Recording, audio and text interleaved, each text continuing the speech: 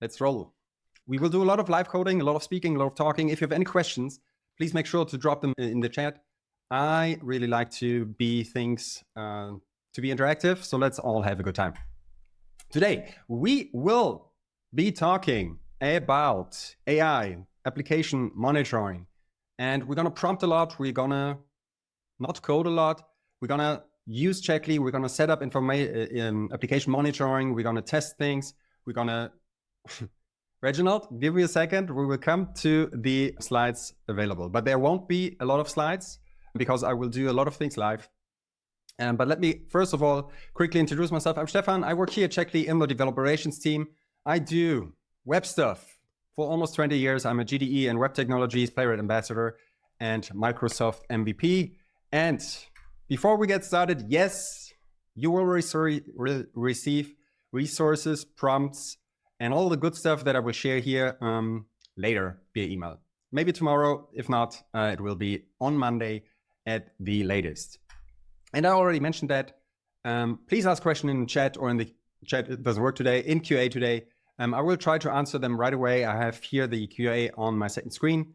And this makes it just more fun for all of us. And it makes things more fun for me because I'm sitting here right now in my office and I'm talking to my computer. Right? So let's have a good time and let's have some fun. But most importantly, let's talk about the elephant in the room. And maybe it's not even an elephant anymore. Maybe it's an entire zoo in my office here. But let's just briefly roll into the AI topic and let's see what this means for application monitoring, what this means for Checkly, and what this means for your developer workflows. So let me be very honest. I was always a little bit of an AI skeptic. And then you see statements like that, right? Dario Amedei said in March that in 3 to 6 months, AI is writing 90% of the source code. And then there's Sam Altman from OpenAI who said, AI will make coders 10x more productive and not necessarily replace them. And I have feelings about these statements, right? Because that is actually very scary, exciting. I have a lot of feelings about that. But let me tell you a little secret. Last week, I shipped the feature and 85% of the feature were written by AI. I still have feelings about this. But regardless, if you are pro-AI, anti-AI, excited, frightened, scared, happy, unhappy, LLMs are here to stay, right? But the question is, what does that mean for application monitoring? And you're here at the Checkly webinar. What does that mean for Checkly, right? We are all into the monitoring game. We're about API monitoring, uptime monitoring, synthetic monitoring. And if you haven't heard about Checkly, Checkly enables faster time to detect, communicate, and resolve availability and performance issues across the software development lifecycle. This means that you can actively monitor your applications and apps to be really, I'm a very cautious and I sleep very unwell when I don't know that my prod stuff is working. With Checkly, you can actively monitor all your properties to know that everything is running properly. If you haven't seen it, this is the Checkly web interface. This is our own Checkly account that we use at Checkly to monitor Checkly. So you see there is an API monitor, a multi-step API monitor, a browser check with which runs headless Chrome. And what we think is very, very cool of what we are building here at Checkly is that at Checkly, everything is built in code. So for example, here we have an API monitor, an API check. This is how you define your monitoring properties in Checkly. Then we have here a multi-step check, right? This is how you configure your monitoring setup, and then you update and deploy and configure it right from the command line. And similarly, here we have a browser check. This is all it takes to spin up headless Chrome from around the world, run it on a schedule, and be alerted when something is off with your production sites. After you have configured all these things, you need to use the Checkly CLI, which gives you 2 main commands, which we also do here today. So you can test your properties with npx Checkly test, and then you can deploy your monitoring configuration to run in the Checkly infrastructure and update all your resources. And this is perfect for your preview deploy, your PRs, your MRs, whatever you do to branch out and merge back to main. Whenever you update your application source code, you can update your monitoring setup in the same go. And this is actually pretty sweet. But now that we're in the AI era, right? People keep asking us, keep asking me, is Checkly AI ready? And when you think that through for a moment, this is how Checkly works, right? Checkly bets on monitoring as code. It doesn't matter if you want to configure your monitoring, your dashboards, your alerts, your status pages, everything lives in code. And guess what? LLMs are pretty good with text, right? So what we're going to do here today is we're going to set up an entire monitoring infrastructure for a demo site that I use, and we're going to use Claude Code. So what agent, what LLMs you use don't really matter. They all have different flavors. I'm not experiencing too much with different models. I'm all in the Claude Code game because you see there, it's built for coders, it's built for hackers. That speaks to me. It's built for me, right? And Claude Code from Anthropic is skyrocketing in popularity. So it is right now at 1.5 downloads, a million downloads per day. So that is for NPM pretty huge. And this is how it looks like. So Claude Code was initially a CLI tool, right? So you can run it in the terminal, then you greet it from Claude, and then you can ask to do things, right? You can write source code, read source code, do all the fancy stuff. And I'm a VS Code user. There's also a VS Code extension that kind of gives you a little bit of a nicer UI, which is more closer to what Cursor does, what GitHub Copilot does. So these kind of things, you can install it and then are good to go. So this is what we're gonna do here. And we're gonna now start rolling. I'm not a believer in demo gods, but when I do AI demos, there's a big question mark in the middle. You know, LLMs can sometimes be unpredictable. So let's pray, not for the demo gods, but for the AI gods today. So I'm going to switch here to my VS Code setup. What we have here is a demo application that I use for workshops and all these kind of things. This is the application that we're talking about. So this is an e-commerce site that uses Next.js. It's deployed on Vercel. It uses also Shopify. All the good stuff is included here. We have a search, we have add to cart functionality, we have a login, all these kind of things work out of the box, and this is what we now will start monitoring. As said, everything is deployed to Vercel, so we have a publicly available URL so that we can instruct Checkly to start monitoring this site. Then this project also, we will come back to that a little bit later, also comes with a few Playwright tests that I already have written. So you see here when I now run npx Playwright Tests, if you don't know Playwright is Microsoft's end-to-end testing framework.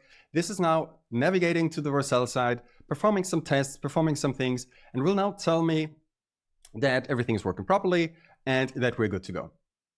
We will reuse this and turn this Playwright suite into a Checkly Playwright Check Suite a little bit later, just so that you know there are some existing Playwright tests already included in the project. And here on the left side, I have the Claude Code extension, which is running in terminal mode, which I found is a little bit easier and better to handle for demos and stuff. So this is why you don't see the nice UI here. And when I now will talk to Claude, you will actually hear and see me talking because I will use a tool called Super Whisper, and it will record my voice so that it will go into my little prompt box here, so that you don't have to see me typing or typoing the entire journey along. So what we now will do is we will talk to Claude and we will set up the entire monitoring for this project by just talking to my friend. So let's kick that off. What's up, Claude? So you see here that I just make the normal prompting game with Claude. In case you don't know how all these agents work, all these agents kind of pull in a lot of context, pull in a lot of information from different places. And you see here that Claude, in this case, knows that it's talking to me. And the reason for that is that I have a Claude MD file sitting in my user directory, which gives it certain instructions so that I can follow my best practices, all the things that I want to do. But it also then tells me that I can now be sure that it reads this context file. Right, so with this, we're pretty good to go, and I know that it follows what I want to do with Claude. So we can now go on and we can say, hey Claude, you're rocking a webinar with me today, and you're live. Be nice, okay? So let's see if Claude wants to be with us here today. So let's go. All right, got it. I'm live and will be on my best behavior. We will see if that will work. So when you use Claude or really any agent tool in your projects, you really have to provide all this context, and this will give you a massive head start. So when you use Claude, what you usually want to do is you want to call init in your code base. And this will then create a Claude MD file in your project. I already have run that a little bit earlier. So when we have here, look, you see that this file was generated and a little bit tweaked by me to give all the information. So we see here that it includes basic information about the project. So Claude was pretty much just grabbing through the project and kind of provides now or created for itself information that tells it how to use and navigate this project. And just because we have now this file here in context, what we can do is we can do things like that. Please explain this project's tech stack to me. And especially when we are talking about monitoring or testing, and when you're entering a new code base and you want to figure out, okay, what should I now monitor? What API endpoints are there? What's the tech stack?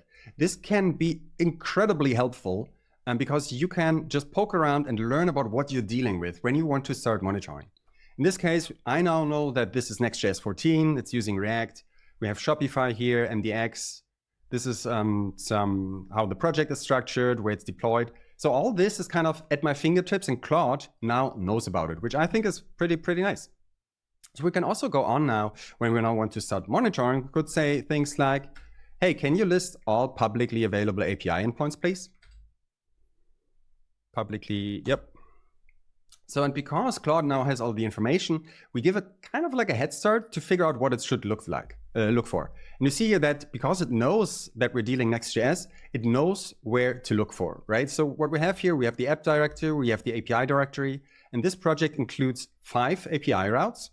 And Claude will now just figure that out by itself, right? So when we now look at this result, we have here logout, news, slow image, product, get products. So it even figured out that we're calling Shopify here. Then we have revalidate. So overall, this is just very handy information when you're poking around the code base and when you want to set up your monitoring infrastructure. And then we have the last one just to get a clear understanding what we're dealing with. Hey, are there any automated tests? Here we go. So I'm now hoping that it will discover and find the Playwright tests, but also check if they're unit tests, all these kind of things. Claude will now poke around and will tell me what I'm dealing with. So we see here that it now found that Playwright is available in the project, that we have a login spec, product spec, a card spec, all the good stuff is included. And it will now give me a nice little summary. Even, all right, it tells me how I could run all these kind of things. So this it's just good to know. And it helps me when I'm developing or when I'm entering a code base that I'm not too familiar with to get rolling very, very quickly. So let's clear all the context because I don't want to have all this information in context for my next conversations. But this is what we're dealing with, right? Next.js, Vercel, Playwright is there, React. And with that, we can now start thinking about or kind of configuring our Checkly infrastructure for active synthetic monitoring. And the thing here is, when I now kick this off, right now, Claude doesn't know anything about Checkly, right? It doesn't know, it maybe has some information in its training data, but it doesn't know how we're dealing with things. And for that case, we actually have some guidance on what you should do. So when you navigate to the docs, to docs integrations AI overview, we will tell you, okay, this is, everything is based on monitoring as code, but the most important piece here is, oh, does the chat work? Tora, this was a slick presentation. What was the tool called? Super Whisper. All right, seems like the chat works. But here, we are here on Docs Integrations AI Overview. And the key piece here is really that Checkly works with monitoring as code. And to give you all the information to feed it into your LLM, we provide you a Checkly rules MD file. Let me show you what is included. I already placed this in the project here. So we have here my Claude folder, and it includes a Checkly rules MD. So this pretty much gives some information on how a Checkly project should be structured, how we see things going, what CLI commands to use, but most importantly, includes a lot of source code. You see here that it tells me or Claude now, okay, this is how a browser check should look like. This is how API checks should look like. So all the information that you need to feed to the LLM so that the LLM will figure it out is available in this Checkly MD file. So and then I updated my Claude MD file, and you will find here at the end a section that is called monitoring integrations. So I added that. I tweaked what Claude initially generated, and there's written, whenever you're tasked with anything about monitoring or Checkly, please read this file with all the rules. Please pull in all the context and then check if the Checkly config already exists. And then I'm not sure if I recommend that, but in this demo here today, I will let Claude update our entire monitoring. I'm not sure if you should do that, but I really don't recommend to just let it roll, because you could update your monitoring setup by accident. So I tell Claude here, never ever run npx checkly deploy without confirmation. Your and your cat's life depend on it. Always ask for confirmation first. So, and most of the time it respects that, most of the time. All right, with that, we're good to go. Let me just show you my Checkly project, which I forgot to clean up before because it was a little bit hectic in the morning. So let me just clean that up very, very quickly. So we have here a Checkly account that is completely empty. There is no monitoring yet, and we will now fill this with live. So let's go ahead and go with, I want to monitor this site with Checkly. Can you create a new base setup using the CLI? Don't create any monitors or alert channels yet.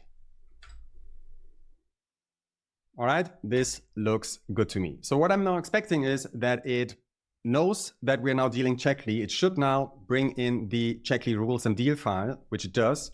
And it should now figure out that it is supposed to use the Checkly CLI to create a new Checkly project. And that is exactly what it does here. So it calls npm create Checkly, which is our bootstrapping command, which then creates a new Checkly config, which we already see there, and which also brings in some dummy example check files for some basic monitoring. So let's see which route it decides to take. So it reads all the example files right now. So we have a heartbeat check, a URL uptime check, an API check, and a playwright check. It now tries to remove it. All right, this looks good. Now it figures out what values we should store in the Checkly config file, which we will look at in a moment. And then we will be pretty much good to go. So we see here now that in the root of the project, we have a Checkly config file. This is pretty much like how many tools do it. And here you can define your entire monitoring configuration. So we have here project name, a logical ID, where this repository is stored. Then we have some browser checks. But the most important piece here right now is that the default frequency for your monitoring runs is set to 10 minutes. And we're running here right now from 2 locations. The rest looks pretty much good to me. Let's see if it cleaned up the checks file. Sweet. So we now have here an empty project, and we can start to fill this with live. So let's clear our context again, because we don't need all this information. And we could now really just talk to Claude to set everything up. So let's go with, can you set up a URL monitor for the base URL? I want to ensure that the infrastructure is up and the server responds with the proper 200 status code. Monitor every 5 minutes, please. For the base URL, I want to ensure, this looks good. And you maybe already recognize the flow now, right? Claude is now hopefully smart enough to create a new check TS file. This is our convention on how we see things to be configured. And it should now create a new file that includes a new, we call it construct, to create a new uptime monitor for a certain URL. And everything should live in code. So what we see here now is that we have a base URL check TS file. This has no TypeScript errors. It's a little bit of a boast, but let's see. Here we have the base URL that is included in the project. We say that we expected 200 status code.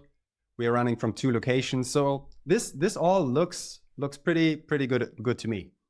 Of course, if you wouldn't be on a webinar and you kind of have a lot of people watching, I would give this a more closer look. So with that, I'm just saying, okay, let's see if this works. And if it does, let's just deploy it, right? Hey, can you check if this works?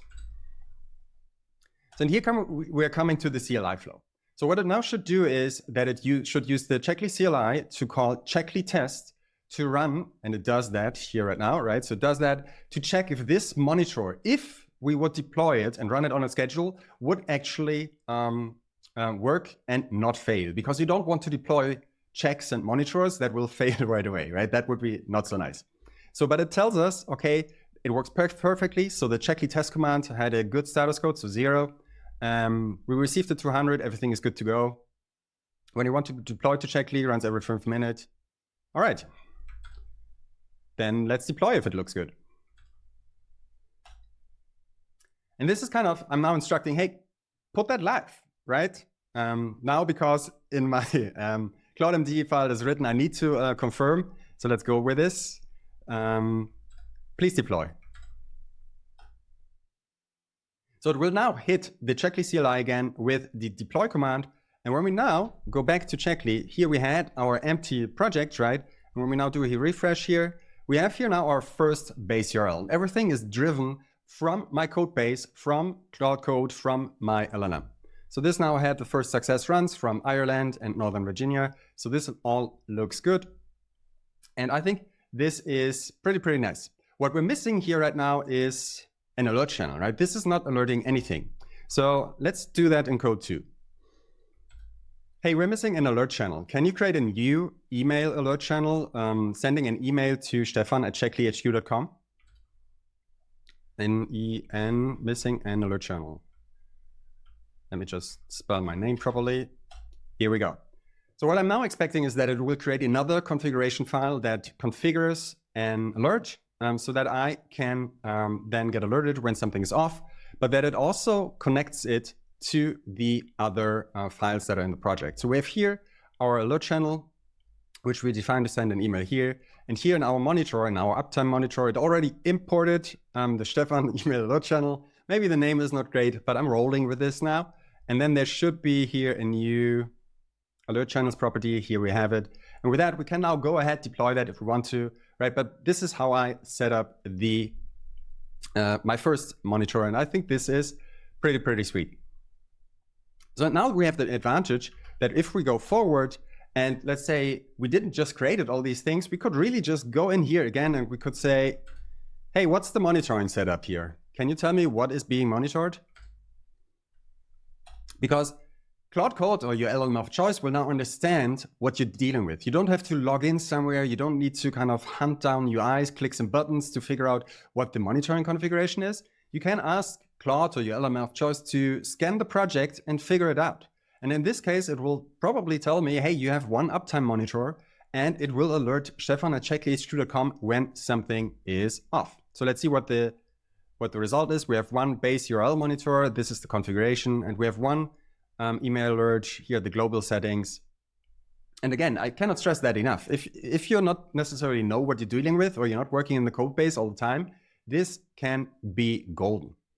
But what we're now dealing with is we have two locations. We have US East one, EU West one, and I'm here in rainy, dark Berlin, Germany. So let's add Germany to the list of locations. Hey, can you add Germany to the monitoring locations, please? So tweaking your monitoring setup is also just one prompt away, right? So that is actually pretty cool in my opinion, because we can then, here we have now EU Central 1, which is Frankfurt. So talking to a monitoring setup is actually a reality. So with these changes, let's just go ahead and, hey, can you please deploy this? Let's see if it wants to ask for confirmation again. Let's see. It's very cautious today. Yes, please deploy. Here we go.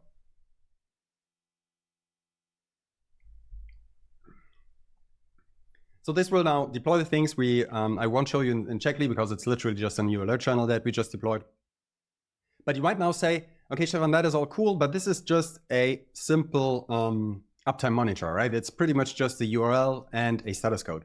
Should we do something more sophisticated?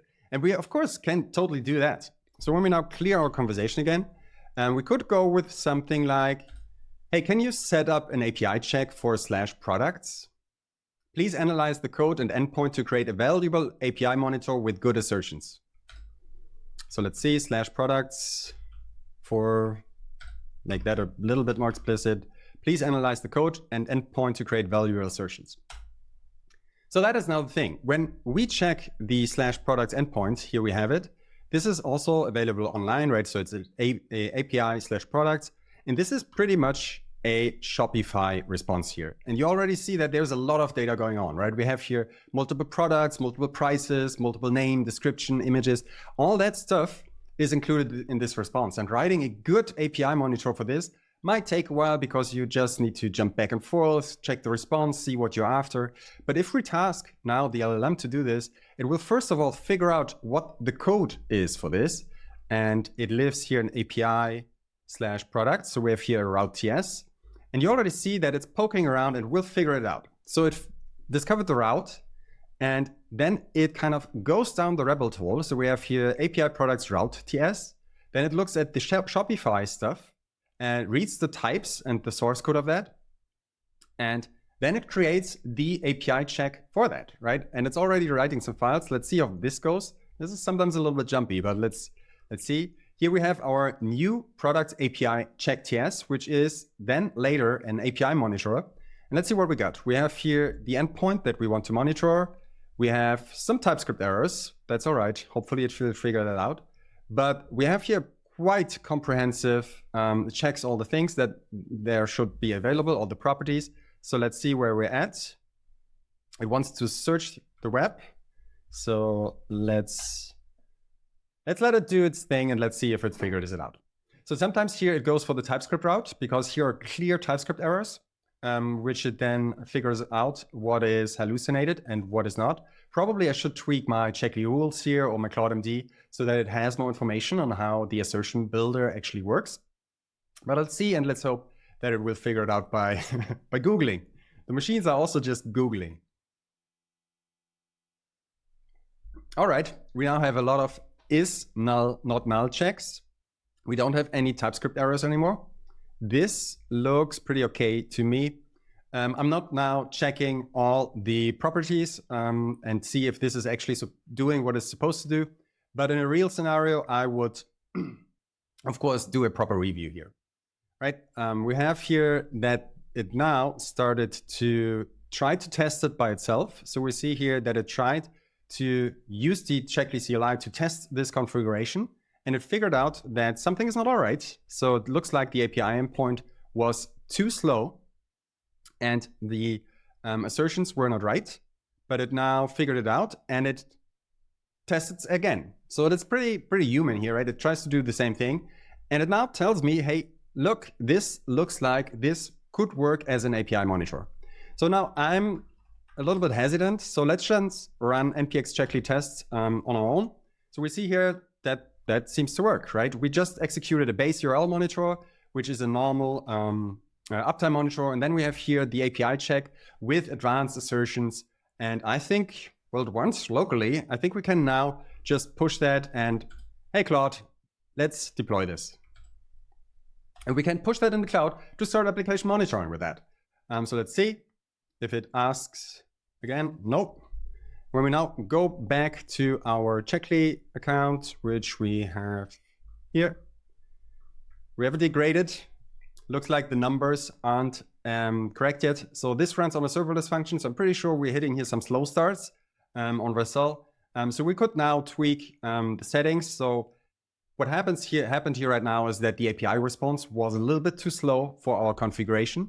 So when we go here, you will see that degraded response time is after went slower than 2 seconds. So we hit this. So we could now tweak that. But because we're here on a webinar, I will just roll with it and keep it as is. Cool. So now you know the drill. If we would now enter the project, we could say, hey, what are we monitoring here in this project? And this will give us all the information to kind of understand what is the reliability, what is the monitoring, what is going on in this project, so that you can know what is going on. So let's just wait for the summary here for a moment. Dun, dun, dun, dun, dun. So we have an uptime monitor, we have an API check for advanced API monitoring, and we have this single alert that will send me, probably already did, send me an email to Stefan Checkly because I have now a degraded API monitor. But now, we now did uptime monitoring, we did API monitoring with API checks, and we already have here our Playwright tests included in the project, right? So when we go here again, here are a few Playwright tests included, and this is now actually pretty cool. So what you see here is that this now executes all the tests that are included in the project. So when we go to the test directory, we see that we have a card spec, that checks the add to cart flow. We have here a login flow. We have here a search flow. So these are, I would say, core pieces of functionality that you need in an e-commerce business, right? The thing is, this Playwright Test Suite here right now took 15 seconds to execute. And this is fine for the testing case. In a real life scenario, your Playwright test will probably run 10, 20, 30, 40 minutes, depending on how advanced you are and how much you value end-to-end testing, right? When you want to reuse your Playwright end-to-end tests for monitoring though, you want that to be snappy, right? Because if you start now running your Playwright tests on a schedule and reuse them as synthetic monitors, you don't want to wait 30 minutes to receive an alert. You want to pick and choose what is important to you, what should run on a schedule, what should run in all the global locations to be alerted quickly, because otherwise you will miss maybe a downtime, maybe some broken things if you're waiting for 30 minutes for all your Playwright tests to run. And for that, what you can do, you can divide and conquer, and you can start grouping your Playwright test suite. So let me show you how this works. When we go here into the Playwright config, for the people that are not familiar with Playwright, it looks pretty similar to the Checkly config. So we have here the standard configuration, we have some meta information, but then we have here the projects property, which usually by default, when you set up a new project, includes Chromium, Firefox, and all the different browsers.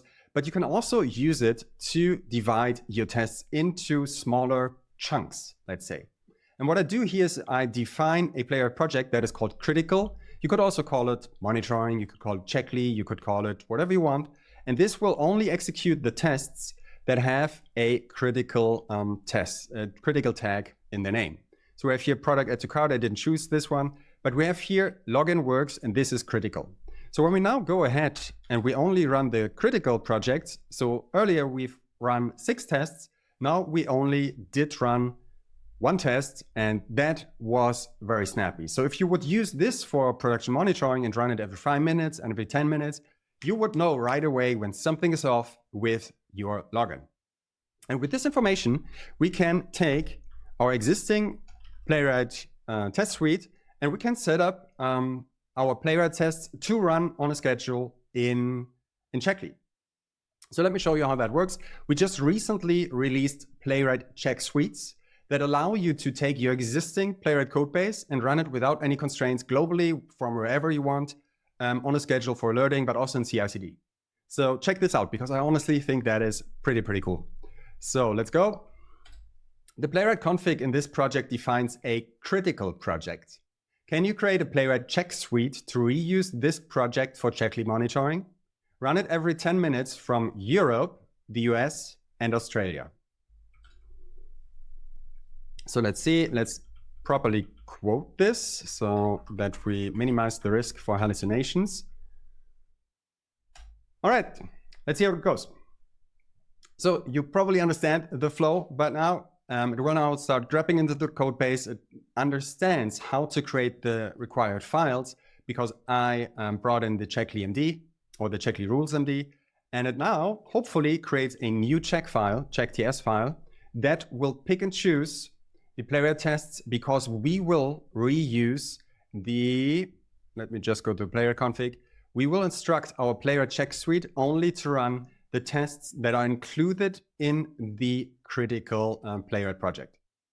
So let's see where we are. It already created the file. Let's see, we have now critical suit check.ts.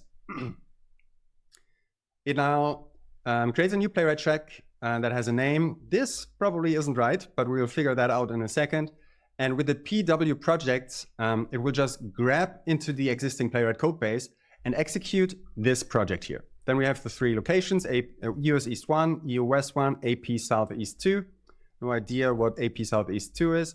And we run every 10 minutes. So I'm pretty sure that won't work, but let's see. Hey, can you test if this new Playwright Check Suite works? Check Suite. Oh, that was a terrible prompt. Let's see if it figures that one out. Okay, but I'll test the Checkly Playwright Check Suite. Let's see, it runs npx checkly test. And of course, the Playwright config here is not sitting on the same level. It's one level above. So I'm pretty sure that it will now figure out what to do and run checkly test again. Let's see. Here we go. It's a very snappy test. So I guess that will work in just a little bit. We still have our degraded API check. So let me just fix that in a second. So it was here, and let's go for degraded after 3 seconds, maybe. Here we go. So we'll hopefully fix the degradation because my serverless function is too slow. Here we go. So this is now good to go. Let me just confirm that that actually works properly. So when I run npx checkly test, we now run the uptime monitor here, triggered by my local machine, but running in the checkly cloud. We are running the API check, and we just have run Playwright without any additional confirmation. All right, this looks good. So let's go and say, please deploy this. This is going well, Claude, today. I'm very happy. All right, it will now deploy. Let's see if it asks for confirmation. No, it does not. So when we now go back to our checkly account, you will see that we have here now our new Playwright Check Suite that is already running right now. So let's see if we can see a result. Ireland is already done. And if you're used to the Playwright test reports and all the good stuff that comes with Playwright, you will feel right at home. So here we have this run that was just executed in Ireland. We have here all the tests. Here we have the information. Here we see what was executed. And of course, if we go into this, we also offer you the trace files. So this is the code. This is headless Chrome that was just running in the checkly infrastructure. And I mean, I just prompted that, right? So I think this is pretty nice. All right. So with that, we now have 3 monitoring resources powered by, we're still degraded. So I will maybe check later if we have a little bit of time of what's going on there. But with Playwright Check Suites, if you're running Playwright already, you can really just grab and get all the things that you want to run as running monitors, and go ahead and push them to checkly. And it will, I mean, you've just seen it. It will take you just a couple of minutes. But when we're talking about Playwright and AI, there's also a lot of hype happening because LLMs are also kind of okay, kind of good with writing Playwright end-to-end tests if you provide enough context. So what I will show you as a last step here is the Playwright team released an MCP server. So if you don't know MCP, it stands for Model Context Protocol, and it allows LLMs to kind of make tool calls or API calls or interact with different systems to then get information, execute actions, and get information into the context. So what you see here is that I'm now calling MCP, and well, that is not great.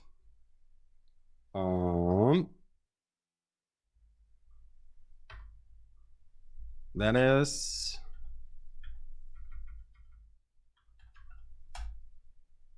can I enable that? Okay, so the Playwright team, apologies for that. I don't know why it was killed. So the Playwright team released the Playwright MCP server, which allows your LLM conversations and your agents to control browsers. And what that means is that you can talk to your LLM and you can tell, hey, do you want to navigate there? Please click this button, please figure it out. And the Playwright MCP server will respond with the page snapshot, with the network waterfall, with JavaScript exceptions, with all the context that is required to kind of make its way to generate a valuable Playwright test. Because what doesn't work is just go into Claude or ChatGPT and say, hey, generate this Playwright test. That will never work because the LLM doesn't know what it's dealing with. But with a Playwright MCP server, you can perform all these actions, get all the stuff into your context, and then you can task it to generate a Playwright test for you after it has all this context. And then you can do a little bit of prompt engineering. So let me show you a magic trick. The Playwright team also has official things for this, but I'm still rolling my own. So what you see here now is a Claude command that is called generate Playwright tests.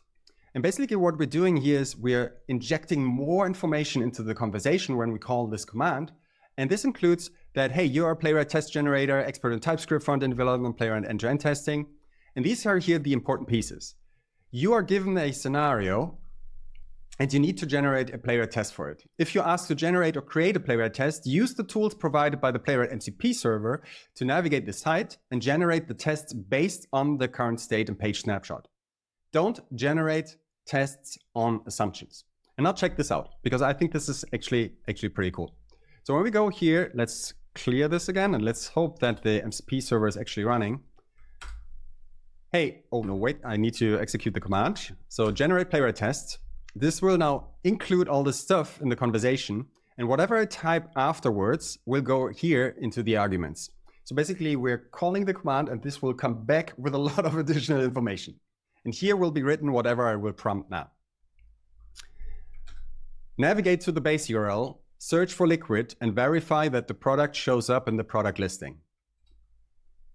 Base URL, search for liquid. This looks good. So let's see. So what I'm expecting now is that the LLM will kick off a new Chrome session. Let's hope. Yes, it does kick off a new Chrome session. Here we have it. It navigates to the base URL. And this here is all controlled by the LLM. It will type into the search box in just a little bit because it has the page snippet available. When we tell it to search for liquid, it knows what to do because it knows what the context of the page is. And now it also knows the context of the page to kind of make proper assertions. This is how test generation with AI actually can work. So let's see, now it has all this information available in context. So it's hidden here right now, but there's a lot of stuff included in this conversation already. And it now started to create an actual Playwright test. So let's see if we have it already. We have here our search liquid. Here we go. So it navigates there. It finds the right elements. It validates the URL. So again, I'm not double checking what is going on here, but I think that is pretty sweet. If it works, I'm going to trust it. Not going to lie. So let's see. Perfect, I've successfully generated and verified the Playwright test. Here's what I did. All right. Can you verify that it actually works? So it should now run npx Playwright test. We now have another new Playwright test available. It now runs this new spec file. I see it here on the other machine. It looked like it passed, so that is good. So let's see, it runs it without going headless once more. Not sure why it's doing that. And test is working correctly, so that looks good. Excellent. Now it's running all the tests again. It's very cautious. Claude wants to do a really good job here. All right, so we have now 3 tests, 4 tests. Let's go. Did that work? Okay. Looks like we now had all the working tests and that it passed. So what we now pretty much did is npx Playwright test. So it should probably work here too. The CLI output is sometimes a little bit hidden. And as a last step here, what I want to do is, let's just confirm that that works, but that looks already pretty okay. Okay. As a last step, can you please add the critical tag to the test we just created? The critical tag, because I want this new test now to be included in this Playwright project, right? Which we have here in our Playwright config, which grabs for critical test cases. And when we now have here also the critical tag, hopefully in a second. Where's the critical tag? Wait a second, search critical. Here we go, it is there. Which means that this test will automatically be included when we now again deploy our Playwright Check Suites, because this one will use the critical flag, the critical Playwright project. This all looks great. Please deploy a final time. All right, and with that, we now generated a test on the fly using the Playwright MCP. We transform it to production monitoring in just a little bit when this comes through. And I see that config assist. Yes, please deploy. Oops, please deploy. So this was kind of a whole rundown of uptime monitoring, API monitoring, synthetic monitoring with headless browsers. So this now goes up to Checkly. Let's see. We probably have already here now. This one is running. And this test case is probably already including our new should search for liquid test case that we generated. And indeed, this is what was happening in Checkly. It searched for liquid and it verified that it works. And we have run this from Northern Virginia. So I think this worked pretty good, pretty good. Let's say thank you, and then we're gonna drive it home. That was great, Claude. Can you celebrate and be proud of yourself? All right, so I think Claude did a fabulous job here. So that is pretty cool. Speaking of AI and Checkly, I want to show you one final thing. So let's go to the Checkly web interface. Whenever you use Playwright Check Suites, Playwright Tests, we are working on giving you the best experience to figure out what is actually happening when you receive an alert, when you receive an error. And what you see here are some failed Playwright check runs that are executed earlier. And when you execute these, you will find that we provide you, that is not a good example. Let's look at this one. When we are dealing with the Playwright Check Suite, you see that this was a failing test case. And when we look into the critical test, we provide you a tool that is called a tool to analyze the trace files, the context, all the information that is available using AI. So when we now go in here, you will see that it will now analyze all the information that we already stored because you have run your stuff in Checkly. And then we try to give you as much information as possible, because when it's late at night, you just woke up because you received an alert, any pointers are really welcome, right? So we show here the user impact. So users searching for products on this side are directed to a search results page. All search functionality, product visibility appear to be working. So this is good information. Here's the root cause. It maybe was just an error in the test. Maybe it was a failure. But this is information that definitely comes in handy when you need to resolve issues, when you just have something red in your production monitoring.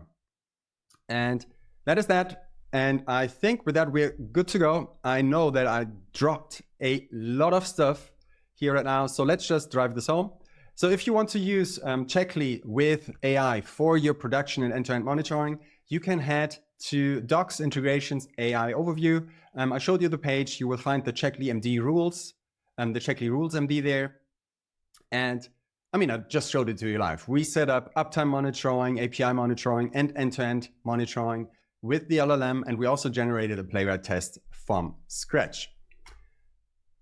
My opinion here is I think that AI can be surprisingly good. The link to the docs, we will send it via email. I don't have it in my clipboard here. Maybe Dan, you can paste the link to the Checkly AI docs. AI can be surprisingly good until it is not. Honestly, what I've just showed you, we're 50 minutes in, and it was 40 minutes live prompting, let's call it. And this was rehearsed. I played around with Claude a lot. I also have a lot of experience more these days to know what do you need, what is Claude good at. So don't trust what you're dealing with, right? And if you're leaning into AI coding, your main job will be to review code. That is the poor truth, I would say, because I like to write code. I like to have these dopamine hits. I like to be successful. And reviewing code all the time, which you definitely should, because you will be in charge of shipping stuff at the end. And you cannot blame the AI if you ship broken monitoring or broken code. And this is on you. So you have to live with the reality that maybe we all will become code reviewer instead of hackers and coders. Then always keep in mind, context is everything. The Claude MD is never done. The Checkly rules are never done. Tweak them, update whenever the LLM is doing something that you don't want it to do. Tweak the rules. Get it to be your best assistant. Generate custom skills or tests or commands like I showed you with the Generate Test MD. And lean in if you want to, right? There's a lot of power with these tools. They can be of a big help. Never consider your setup to be done. And yeah, I showed you that. I hope that became very, very clear. LLMs love monitoring as code. Checkly is all about defining your resources, your monitors, your status pages, your dashboards, your email alert channels. Everything lives in your code base and you can control it from the CLI. And LLMs are very, very good at running CLI commands and reading source code. So yeah, give it a try. I think it's honestly pretty cool. And you've seen the example here in the last 52 minutes. And with that, we rocked it home. I talked to my computer here in my office here today. I hope you had a blast. Thanks, Tor, for the kind words. Tor wants to ask, I love to see a feature that tries to give an LLM-powered fix when a non-critical check fails. I cannot make any promises, but we are looking into AI features. That is definitely something that is on our radar, as far as I know. So if there are any further questions, please let me know. I will count to 10 and we'll do a final confetti time. I hope you had a good time. And with that, going once, going twice. All right, I'm Stefan from Checkly, and I will see you in the internet. And if you have any questions, reach out.